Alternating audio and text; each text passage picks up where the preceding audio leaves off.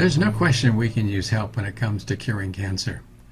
We need all the strategies that we can, both from the mainstream of medicine as well as from complementary and alternative medicine. And once in a while something comes along that offers great promise, and I want to tell you about that today. It's an herb, a Chinese herb called Artemisinin. And it's been around for thousands of years, and it's been rediscovered in the last 30 or 40 years and brought back into clinical practice. It's used for malaria, and it's used for the treatment of cancer. In fact, there is a drug that's out that's approved by the FDA for its use in the treatment of malaria. It happens to be something that's safe, that's a chemotherapy. It's easy to use because it's just in pill form, taken a couple times a day. It's inexpensive, and it works on all cancers. What more could you ask for? And yet, it hasn't found its way into the mainstream. And largely because we don't have a lot of communication between the mainstream oncologists and from people who practice complementary and alternative medicine. And as we all know, that needs to be improved. That situation needs to become one that's more collaborative. And of course, we need to legalize it as well. Legalize that we do things besides chemotherapy, radiation, and surgery in the practice of medicine as we're treating cancer, because in the state of California, as in some others, it's a felony to try anything except for surgery, chemotherapy, and radiation. Fortunately, California Citizens for Health is doing some group now under the direction of Frank Cooney to make a difference, to make a change, so that we can repeal that law and be able to begin to do more integrated practice. Let's look a little bit about what Artemisinin does. It's a very interesting drug that works and takes advantage of the fact that cancer cells and infected cells accumulate iron. So they have an affinity for it, and actually tends to make bacteria and also makes cancer cells grow. So when they sequester this iron, they have more of it than other tissues do, other normal tissues.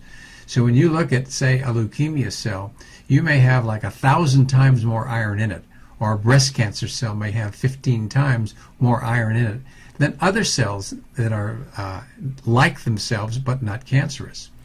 And what happens in the case of Artemisinin is that when it comes into the body, it's sequestered and it comes into the cell.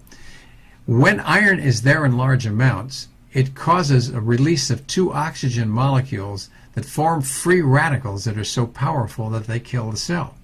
This doesn't happen in normal cells. It only happens in cells that sequester a lot of iron. So all of a sudden we have a treatment here that has a remarkable potential, at least in theory, to doing some big things to be able to kill cancer cells without toxicity to the person who's taking it. That's a revolutionary change that we should be looking at. We need studies sponsored by the National Institutes of Health that can look at that, and I'm hoping that sometime that will happen soon. In the in vitro studies, which means in the test tube studies that have been done that look at the effect of Artemisinin on cancer cells, what they have found is that it's pretty effective in killing those cells. In fact, with breast cancer cells, about 28% of the cells are gone within about 16 hours if they're cancerous. And if you add iron to that combination, it's more like 98% of the cells are gone in about 16 hours. So that's pretty powerful treatment. In the case of leukemia, in only 8 hours, about 100% of the cells that are cancerous are destroyed. Now, some doctors have a concern about using iron along with Artemisinin. And the reason for that is because what we don't want to do is cause those reactions to occur in normal cells. And while that's a concern, that hasn't been shown to be a problem.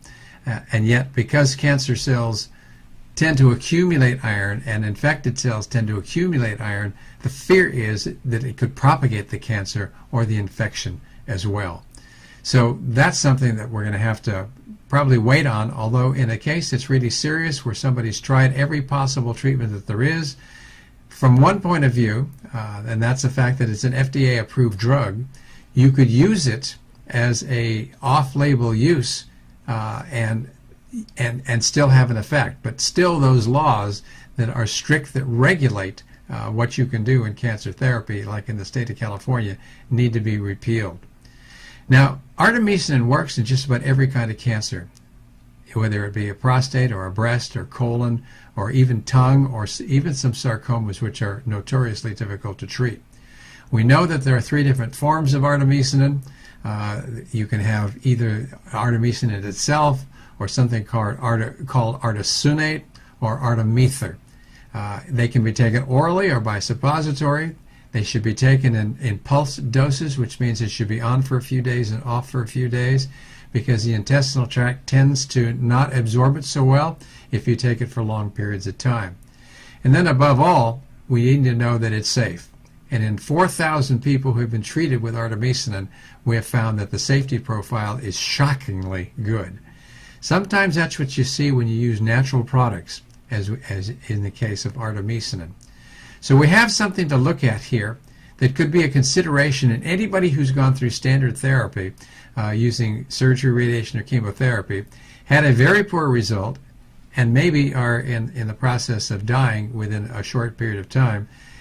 Therapies like this or these should be considered, because they may be something that could save lives. And there are lots of anecdotal cases that are very interesting that show exactly that.